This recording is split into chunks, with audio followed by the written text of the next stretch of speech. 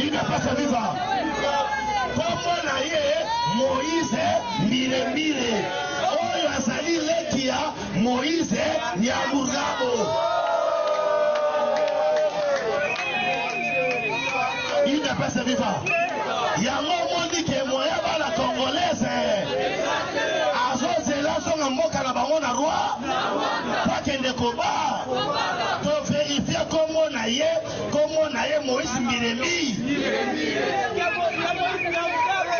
Il n'est pas ce vivant. Une cité hôtel, le corps de hôtel mais la fatigue, hôtel mais la moka, hôtel mais la changement de la constitution. Pour Nanini, l'église mobile, comment cité hôtel. Mais l'église a célibataire. Ok, on s'en est là, on a pas là. Qu'il n'y ait pas d'église à célibataire. Au Tindiba Nanayo, à 18 à 17 ans, il n'y a pas de problème, ça va rendre. Moïse Mbiyembi, Miremire. Pascal Mobimba Yoka. Kota. Kota wa? Vite encore. Kota wa? Nana ina mwasi na l'église. Yo passé on a aimé la mwasi na nzembo. Kaka ndenge akota wa idemo ke matina na hôtel. Allez. Que le Seigneur soit loué dans le baninga la pour que etika la entre biso. Merci beaucoup pour notre soutien. Nous avons bien dans une image. Moïse Mbie azana aéroport alinga bima babotolier passeport c'est faux. Natikali aucun aéroport azana bien et le seul voyage que nous avons préparé le 21 novembre na Accor Arena à Bercy, c'est tout. Le reste nazana Kisasa, je suis en bonne santé. Na pesi merci mingi na continuer à soutenir un chef de l'État, papa Félix, et puis maman Denise, ma maman de tous les jours. Et merci beaucoup, merci. Et surtout, je vais remercier les jeunes de l'IDPS, les parlementaires debout. Vous vous rendez pas compte, mais Elobo Sali, c'est vraiment incroyable. Pourquoi? Parce que je voyais l'opposition, récupérer Malobananga, Ponako, Tchamakamo, comme bien Amitoa Batou. Mais lorsque vous avez parlé, on m'a dit que Batkal Nassoni, en tout cas, Bandekonanga opposition, désolé, je ne suis pas de votre camp et je ne serai jamais Nakan Yabatio Soba Bundi Samboka. J'aime tellement ce pays. Je ne sais pas ceux qui Bonimonanga pour Namboko et Fossousuna prouver en haut. Quand les autres ne faisaient que parler, moi j'ai écrit des chansons pour attaquer la rébellion, pour nous soutenir initiative, il y a gouvernement, initiative, il y a Fonarève. J'ai fait que ça toute ma vie. Et Biskan Sonakendaka, Ataba Pesina Tikete, dans l'Obaka, Ponamboka, il y a des images. Quand les autres se sont tus, quand même les membres du gouvernement, Ravanda Kimia, moi j'ai parlé toujours, vous voyez ça. Mais Zambazolo Kumu, et je sais que Bakomole Babo Sanité, Bolimonanga pour la Congo. Alors, ce dimanche, pardon, on a moni Batou, oh, tu as une église, il y a rébellion, sur les églises, il y a des politiciens. En tout cas, jamais. On y a une église, pour la Nzambe, il y a une église. On a une idée politique, parce que on a des choses, on s'ennuie. On s'ennuie, puis aux offrandes, on dit que ça sert à rien. Donc, il y a des partis politiques, tous à la même pas. C'est surtout c'est l'Anzambe. Dans un mois, il y a RSC, dans un membre, il y a RSCT, mais j'ai beaucoup fait pour nous papa ensemble. Et moi, un jour, sur le rôle que j'ai joué, Moïse Mbiepo, ensemble. Mais j'ai vu l'émission avec beaucoup de méchanceté, beaucoup d'insultes. Moi, je la preuve, il y a ma vidéo, je suis surpris. je vais vous épargner des détails belés. So le on a bien kende on a parqué na le baba bimsaka si ba preuve ngo ba ya so le ba mwana na moyembi azana respecté pour la père. Vous voyez donc vous n'avez pas besoin ya osenganga pardon. Mais on a la 5 minutes pardon. Je préfère les bongo. Vous n'avez même pas besoin de coller sur la TV pour nous rectifier, pour nous corriger le comment pour nous le babola. Non, ne faites pas ça. Ne faites pas. Faites. On a moyen bien à kaka. Vous sentez à Zarana été. Donc on est là en bonne santé. Merci pour votre soutien. Priez beaucoup pour nous et tous nous devons travailler pour soutenir le pays, aimer le pays. Ceux qui totiki ba guerre ba to nyoso yo ba occidentaux ba paya o ba zoninga baby samboka so totiki ba baby santo ke wapi biso to na projeté to le kamboka mususu. Donc to van ensemble to za liboke et merci encore à tous ceux qui m'ont soutenu et voilà bye bye. Bonjour. Et ça va bien le sous Papa Djino pour la deuxième partie. Il y a une émission à Lelo. Tous allez colober la mingi. Les Cambo, ils ont ça là-bas, Congolais mingi passi. Ils ont touché presque tous les bateaux de diaspora. Sortie médiatique au-dessus à Cher, il y a Moïse Mbiye. Ils ont s'attaquer violemment. Na basala nzambe oyo bazali ko supporter changement de constitution ba pasteur patriote ndenga nazo benga bango parce que il y a jamais na basala nzambe oyo balinga bango pays na bango te boyi bango déjà bozo mona bango nde ba komisa Kagame donc les autres na bango te na ba pasteur patriote bazo ko na posa pays na bango ke ne liboso et puis l'émission oyo to kolobela lisusu ba M23 ba dépêcher qui monte aux États-Unis pour le côté que la Donald Trump minerait directement. Ça veut dire, au lieu de son bangon à Kinshasa, bangon basa déjà minerai, coltan, matière rare, par côté que les États-Unis directement. L'émission où vous comprendre, il y a des difficultés, ni aux États-Unis. Donc, merci beaucoup. Merci. Donc, tout la mouki, moi je me rappelle. Na koti kakande na kota kada ba émission na ba émission na moni extrait wana ya pasteur Moïse Mbiye s'attaque violemment. C'est quand il s'attaque na ba pasteur bazali ko défendre le changement de la constitution, il s'attaque directement au président de la République. Je crois qu'il faut le bango na bien. Tant que s'attaquer na ba idée ya président, il s'attaque au président de la République directement, ça pour s'attaquer mbalamongo. Mais c'est quand on a la sikoyo, il y a Moïse Mbiye, surtout je suis Sima, est-ce que c'est un pasteur exemplaire? Est-ce que Moïse Mbiye est un pasteur exemplaire? N'a vu que ça la belo musuna loyengete papa. Vous savez le belé au le Kana Congo ça se passe comme ça les Kanango parce que et ça dans le Congo ba tika Kanango na ba pays mususu ba pasteur na ba okanga bango. Parce que ça la tamoulaï na prison.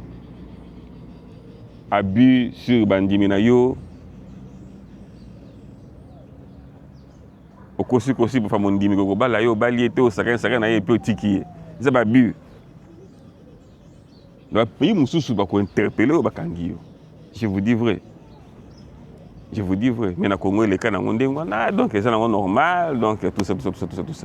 Mais le auto monier à Télémi, il a dit qu'on s'attaquait. Le pasteur patriote, il a posté au Congo, échanger la constitution. La constitution a un problème ébélé. La constitution au Congo a beaucoup de problèmes.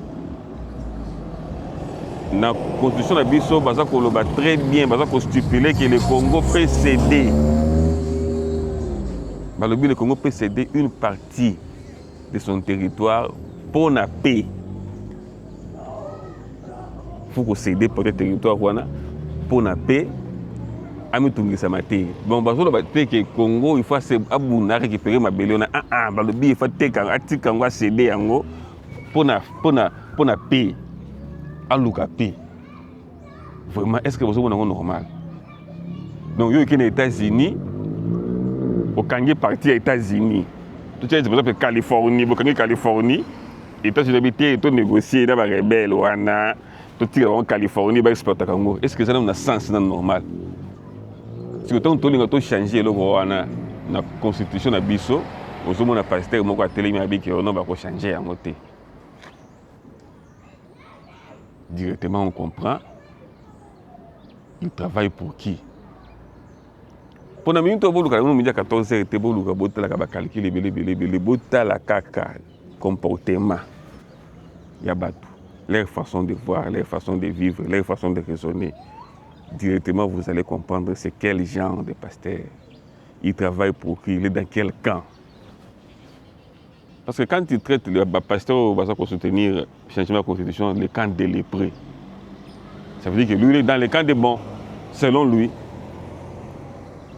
Ce qui est faux et archi-faux. Tout le monde pour le Congo, tout le monde a faux pasteur au Congo. Ce n'est pas bien, ce n'est pas bien, ce n'est pas bien. Il faut être des pasteurs patriotes. Ceux des pasteurs Bassanganaki, pour que le président soutenir le changement de la constitution, ce ne sont pas les camps de lépreux. Ce n'est pas les camps de lépreux. Ce sont des gens qui aiment leur pays. Bassan pour ça, le pays et connaître paix durable. Si les pasteurs se mettent ensemble pour connaître paix durable, est-ce que comme non, voilà, ce sont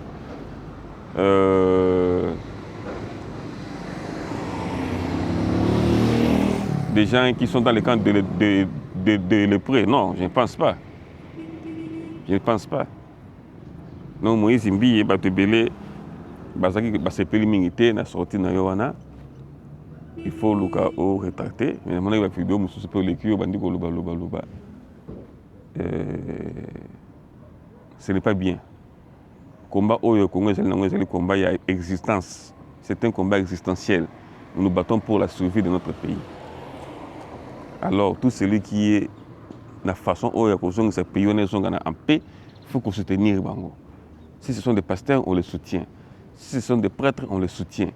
Si ce sont des gens qui travaillent pour que la paix puisse être durable, pour nous, on ne veut pas un fond semblant de paix au Congo. Combien d'accords de paix on a signé au Congo? Ebele, d'abord, c'est le Congo. Tout ça, tout bandit, accord, il y a San City. Tout qui est d'accord à CNDP. Tout qui est d'accord à 1-23-1. D'accord, Kili, ça marche toujours. Parce que pourquoi mon président dit à lire, qui n'a pas de plus question d'accord de paix. Nous avons fait la mouki boyno attaquer le Congo, aller accord de paix. La question pays la ningwana. Or, nous voyons que tous ces sources, ils ont tiré source dans la Constitution. La Constitution, ça l'a bien été. La Constitution a été taillée pour la satisfaire tout le monde. Alors, si vous avez changé, vous avez ils ne sont pas dans les camps de lépreux, ils sont dans les camps des gagnants. Ils sont dans les camps des patriotes. Ils ont la stabilité, il y a makasi. Alors, tout le qui wana tout le muki, tout le monde qui est M23 dépêché par les États-Unis, a dépêché par chez Marco Rubio, oui, tout ça, tout le monde que la bino minéré critique à la minérale. Directement. Ça veut dire que les rebelles vont exploiter les minéraux aux États-Unis. Nous avons fait ça depuis Kala. Donc il faut être continuer. Donc les États-Unis à Boy. Parce qu'on a expliqué pourquoi les États-Unis à Boy. Les États-Unis à Tetaganaba, terroristes, ça veut dire que les rebelles sont légalement établis. Ils sont établis par la force, ils sont établis par la voie des armes. Ils n'ont pas violé, ils n'ont pas violé, donc toutes ces histoires-là, ça a créé des problèmes. Les États-Unis ont été surtout les républicains, les conservateurs, les démocrates, mais les républicains, ils tout droit. Ça veut dire que quand vous venez vers eux, vous devez être dans le droit chemin. Vous devez être dans le droit chemin il faut bozala na nzela oyo bato bazali kolandela normal basalaka ndenge nini so ngoso minéré bapasaka ndenge nini yango moi basignaki accord ya collaboration stratégique na Amérique. Accord wana nde kokwisa M23 parce que na accord wana baza ko stipuler très bien que partenariat entre État et État. Je ne sais pas si vous comprenez ce que je veux dire. Quand on dit partenariat entre État et État, c'est un partenariat entre État et un groupe rebelle. C'est un partenariat entre État et individu.